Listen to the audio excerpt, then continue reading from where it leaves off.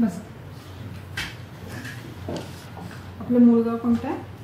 माझं मुळगाव बावळा आहे, तालुका खंडाळा, जिल्हा सातारा. पण मी सध्या वाकडेवाडी राहतो. ओके.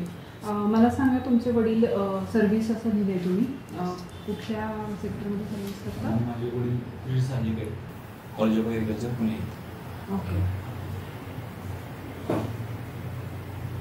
सध्या महाराष्ट्रामध्ये एक विषय तापलेला आहे आरक्षणाचा, तर त्याच्यावरती आपलं मत मला सांगा.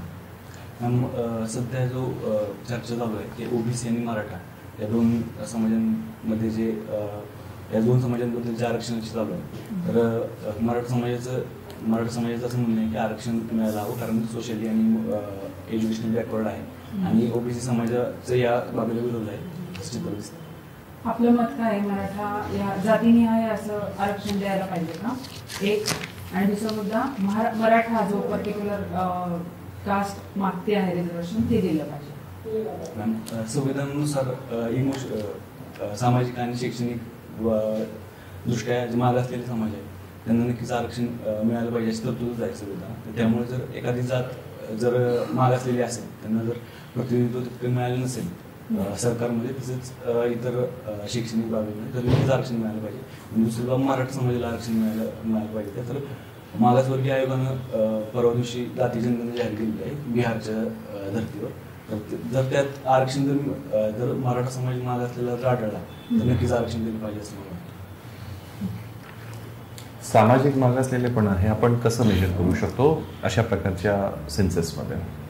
सर, सामाजिक मागासलेपणाला मी राजकीय मागासलेपणाशी संबंधित समजतो की समाजातले जे इतर अस्पृश्यता किंवा इतर जे ॲस्पेक्ट्स आहेत की एखाद्या जातीचं रिप्रेझेंटेशन, तेव्हा आपली गावातील जे इतर गावातील रिप्रेझेंटेशन असेल, गावातल्या निर्णयांमध्ये ज्यांचं भागीदारी असेल, त्या बाबतीत मी सामाजिक मागासलेपणाशी जोडतो. शेड्यूल कास्टमध्ये सब कॅटेगरायझेशन आपण केलं पाहिजे अशी एक मागणी अलीकडे थोडीशी आपल्याला दिसते. हे सब कॅटेगरायझेशन म्हणजे काय आणि त्याचा काय नेमका फायदा होऊ शकेल असं तुम्हाला वाटतं? सॉरी सर, याबद्दल मी ऐकलं. याबद्दल नाही वाचायला लागेल. जसं मराठा समाजाचा महाराष्ट्रामध्ये मुद्दा आहे, तो फक्त महाराष्ट्रात पुरता नाही तर देशभरामध्ये अशा अनेक, ज्यांना आपण फॉरवर्ड कास्ट असं म्हणतो सोशिओलॉजीमध्ये, अशा कास्टनी ती मागणी केलेली आहे. जाट असतील, पाटीदार असतील, वेगवेगळ्या ठिकाणी. तर हे असं का बरं होतंय की हे जे फॉरवर्ड कास्ट आहेत त्यांच्याकडनं अशा प्रकारची डिमांड येते? काय वाटतं तुम्हाला? सर, फॉरवर्ड कास्ट काही नक्कीच समाजामध्ये दोन प्रकारचे वर्ग असतात. एका अंगाला नेहमीच वाटत असतं, जो मागास राहिलेला आहे, की आरक्षण मिळालं पाहिजे, आपल्याला सुद्धा जे आपल्याला संधी मिळाली नाही त्या आरक्षणाच्या माध्यमातून मिळालं पाहिजे. ओके. तुम्ही बीटेक केलेलं आहे ना कम्प्युटर्समध्ये? सध्या IoT, इंटरनेट ऑफ थिंग्स, हे जे तंत्रज्ञान आहे ते सध्या खूप गाजत आहे. ते साध्या भाषेमध्ये, लेमॅन टर्म्समध्ये तुम्ही कसं समजून सांगाल ते? सर, एम्बेडेड हार्डवेअर म्हणजेच जे इतर जे भौतिक ज्या वस्तू आहेत त्यांमध्ये हार्डवेअर बसवलं जातात आणि सॉफ्टवेअर, हे दोन माध्यम आहेत, एम्बेडेड हार्डवेअर आणि सॉफ्टवेअर. म्हणजे सॉफ्टवेअरने कनेक्टेड केले जातात हे वस्तू, त्यांना एका सर्व्हर मार्फत कंट्रोल केले जातात. त्याला इंटरनेट ऑफ थिंग्स असं म्हणतात. त्याचा कशा प्रकारे सामान्य माणसाच्या जीवनामध्ये कसा फायदा होऊ शकतो, काही उदाहरणं देऊन समजून सांगू शकाल? सर, सामान्य माणसाच्या जीवनामध्ये मला असं वाटतं कनेक्टिव्हिटी हा एक IoTचा उपयोग होऊ शकतो सामान्य माणसाच्या जीवनात. जसं की फोन आता बऱ्यापैकी सर्वांकडे आलेले आहेत, त्याच्या माध्यमातून बऱ्याच गोष्टी कंट्रोल केल्या जाऊ शकतात. जसं की शैक्षणिक बाबतीत काही असतील, जसं की वर्गात काही बाबी असतात. शैक्षणिक बाबतीत काही बाबी IoTमध्ये आलेल्या आहेत. दुसरं म्हणजे शेती, प्रेसिडेंट फार्मिंग आलेली आहे. याच्यामध्ये सहकारी शेतीमध्ये प्रेसिडेंट फार्मिंगचा वापर केला जाऊ शकतो, त्यामुळे मोठ्या प्रमाणात IoT वापरली. तिसरं म्हणजे दोन रेकॉर्ड करू शकतो. ओके. तुमचे वडील ॲग्रिकल्चर कॉलेजमध्ये एक सध्या सेवेमध्ये आहे. शेती क्षेत्राबद्दल असं सरकारने गोल ठेवलं आहे की आपल्याला फार्मर्सचा इन्कम जो आहे तो दुप्पट करायचा, डबलिंग करायची फार्मर्सची इन्कमची. काय वाटतं तुम्हाला, हे शक्य आहे 2025 पर्यंत? सर, ज्या वेगानं सध्या हे टार्गेट जे आहे ते 2018 मध्ये ठेवलं गेलं होतं की 2022 पर्यंत फार्मरचं इन्कम लेवल झालं पाहिजे. पण जो वेग शेतकऱ्यांच्या जीवनात आहे विवृद्धीचा, त्याप्रमाणे मला असं वाटतं की अवघड आहे. पण आणि तसंच मध्ये कोरोना काळ, थोडी मंदी आहे, त्यामुळे थोडं अवघड वाटतं. अच्छा, या विषयावरती अशोक दलवाई समितीने बरेच त्याच्यावरती रेकमेंडेशन्स दिले होते, त्याबद्दल काही वाचलंय तुम्ही? काय करायला पाहिजे यासाठी? नाही सर, समितीचं नाव माहिती आहे, रेकमेंडेशन्सची आयडिया नाही. ओके. तुम्ही सर्व्हिस प्रेफरन्समध्ये DYSP हे थर्ड ठेवले, डेप्युटी कलेक्टर, तहसीलदार हे पहिले दोन तुमचे प्रेफरन्सेस आहेत. बऱ्याच विद्यार्थ्यांना युनिफॉर्म सर्व्हिसचं आकर्षण असतो. तुम्हाला असं वाटत नाही का की तुमची पर्सनॅलिटी पोलीस सर्व्हिसेससाठी ॲप्ट आहे म्हणून? नक्कीच मला वाटतं की पोलीस सर्व्हिससाठी ॲप्ट आहे, पोलीस सर्व्हिससाठी साजेशी आहे. परंतु मी सिव्हिल सर्व्हिसमध्ये याचं कारणच होतं की डायव्हर्स नेचर सिव्हिल सर्व्हिसचं, जे महसुली क्षेत्रामध्ये जास्त आवडतं. त्यामुळे DC आणि तहसीलदार हे महसुली क्षेत्रातले करून मी त्याबाबत पहिला आणि दुसरा प्रेफरन्स दिला. फ्री टाईममध्ये काय करता, काय आवड आहे तुम्हाला? फ्री टाईममध्ये सर परिसरात फिरणे वगैरे असं आवड. अशी काही विशेष नाही आवड? अशी आवड नाही. तुम्ही तुमचं मूळ गाव सुरुवातीला सांगितलं सातारा.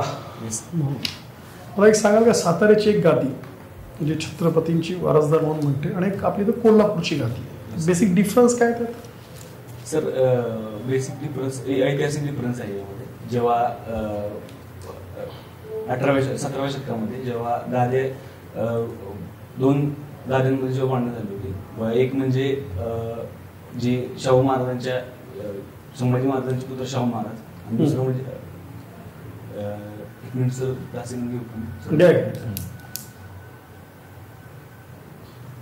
सर संभाजी महाराजांचे पुत्र शाहू महाराज आणि राजाराम महाराजांच्या पत्नी ताराबाई, या दोघांमध्ये त्या गादीसाठी लढाई झाली होती 1707 साली. आणि 1751च्या वाघनच्या तहानुसार या दोन गाद्या वेगळ्या झालेल्या आहेत. आणि यामध्ये मूळ एक डिफरन्स आहे की कोल्हापूरचे जे राजे आहेत ते छत्रपती हे नाव शेवटी लावतात आणि सातारचे राजे सुरुवातीला लावतात. पण ते सुरुवातीला शेवटी छत्रपती लावण्यामागचं कारण फक्त म्हणजे हेच आहे, गाद्यांचं वन तेव्हा डिसाईड झालं होतं 1700 मध्येच? नाही सर, नंतर थोड्या दिवसांनी डिसाईड झालं होतं. मूळ कारण मला बरं. मला तुम्ही आत्ता सांगायचं की तुम्ही परत IT सेक्टरमधलं बिलॉंग करता, बरोबर आहे? सध्या मग आता जे काही चालू आहे आपल्या इथे डीफेक, बरोबर आहे? म्हणजे सोशल मीडिया आता हा जास्त आपला एक स्टॅबिलिटी इन सोसायटी हे अनस्टेबल करण्यासाठी पण सोशल मीडिया मोठ्या प्रमाणात हे होत आहे.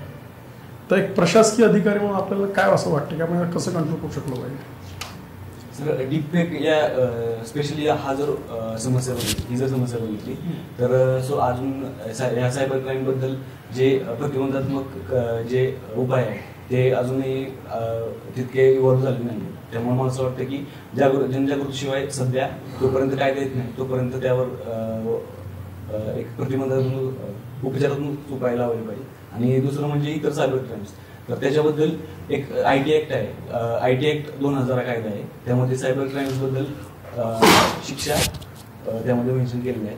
त्यानुसार कार्यवाही.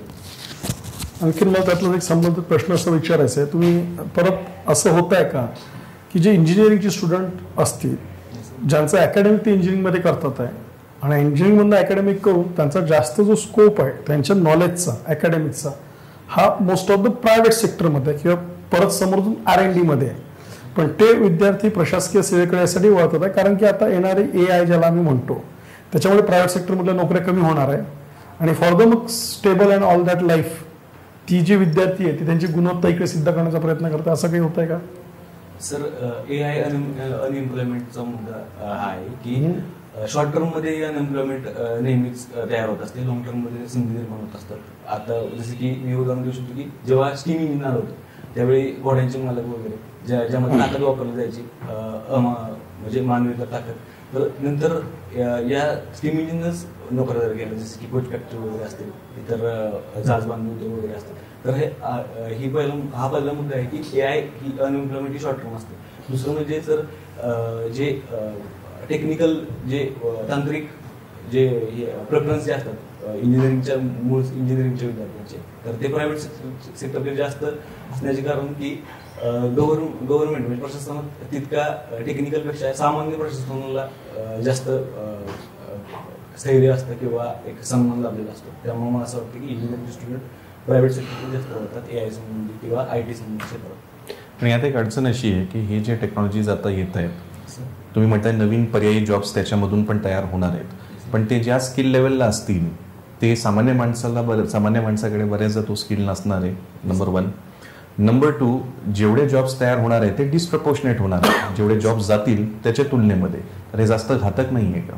येस, घातक आहे नक्कीच. कारण की जी आतापर्यंत जी टेक्नॉलॉजी वाढण्याचा वेग जो होता तो आता सर्वाधिक आहे आणि अनएम्प्लॉयमेंटमुळे मंदी सुद्धा एक तयार होऊ शकते भारतासारख्या अर्थव्यवस्थेमध्ये, ज्यामुळे अजून अनएम्प्लॉयमेंटचा प्रॉब्लेम होऊ शकतो. आणि दुसरं म्हणजे जर पॉझिटिव्ह जर याची बाब पाहायची झाली तर गव्हर्नमेंटला ही कुशल मनुष्यबळ तयार करणं भाग आहे.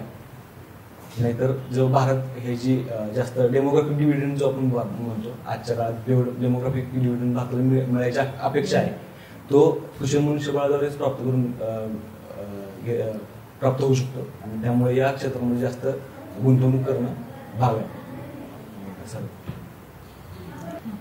तुम्ही एक्स्ट्रा करिक्युलरमध्ये कविता करता असं लिहिलेलं आहे. 4 वेळी ऐकू शकता तुम्ही तयार केलेलं? मला निसर्ग कविता करायला आवडतात. महाबळेश्वरला मी आधी राहत होतो त्यावेळी मी गेली होती की स्वैर सकाळी प्रातःकाळी दाटुंक्याचे येऊन दासून दिवस शुभ्रदावांचे गाणे अलडवान, त्या विषयावर कोकिळ नक्की सूर गाठला आहे, आज त्या खिडकी स्वर्ग थाटला. तुम्हाला आवडणारे 2-3 कवींची नावं सांगू शकता? मला माझे आवडते कवी आहेत नादू महांत, शांत खडके यांची कविता. तुमच्यातल्या बेस्ट काही क्वालिटीज सांगा बरं. ॲज अ डेप्युटी कलेक्टर म्हणून तुम्हाला वाटतं की या क्वालिटीज माझ्यातल्या काम करण्यासाठी खूप जास्त प्रशासनाच्या उपयोगात येतात? सर, मला माझ्यासोबत जे काम करतात त्यांना सोबत घेऊन मला काम करावं हा माझा चांगला. दुसरं म्हणजे परिश्रम. मी टाईम फ्लेक्सिबल आहे की कमीत कमी विश्रांती घेऊन काम करण्याची माझ्याकडे सवय आहे आणि माझ्यावरती क्षमता सुद्धा आहे. तिसरं म्हणजे सर की त्याग करण्याची एक माझी वृत्ती आहे आणि कामाच्या बाबतीत मी प्रामाणिक सुद्धा असतो. त्या त्यागाचं एखादं उदाहरण देता येईल तुम्हाला तुमचं? कोणते? त्यागाचं तुम्ही म्हटलं त्याग करण्याची वृत्ती आहे, बरोबर ना? मग त्याग करण्याचं एखादं उदाहरण आम्हाला देता येईल का तुम्हाला की हा सर मी असं असं त्याग केलेला आहे, सांगता येईल आम्हाला काही? येस सर, सांगा. सर मी आता याच्या MPSC तयारीमध्ये उदाहरण देऊ शकतो. प्रत्येक जी वाढलेली जी स्पर्धा आहे यामध्ये काही गोष्टी विद्यार्थ्याला मागे सोडाव्या लागतात. एन्जॉयमेंट्स असतील किंवा काही इतर हे असतील, घरातले उत्सव सोडावे लागतात आणि यामध्ये द्यागाचे प्रमाण प्रत्येक विद्यार्थ्यांनुसार वेगळे होतं. त्यामध्ये मला असं वाटतं की मी त्यामध्ये बोलतो तसं ते तर सगळेच करतात. त्यात म्हणजे मॅम की एक जी स्वतःला जी आवडणारी एखादी गोष्ट असेल किंवा आपल्याला एखादी गोष्ट करावीशी वाटत असेल तर ते सोडून आपण याच्या ध्येयासाठी आपण प्रेरित आहोत किंवा जे काही गरजेचं आहे अशा गोष्टीसाठी.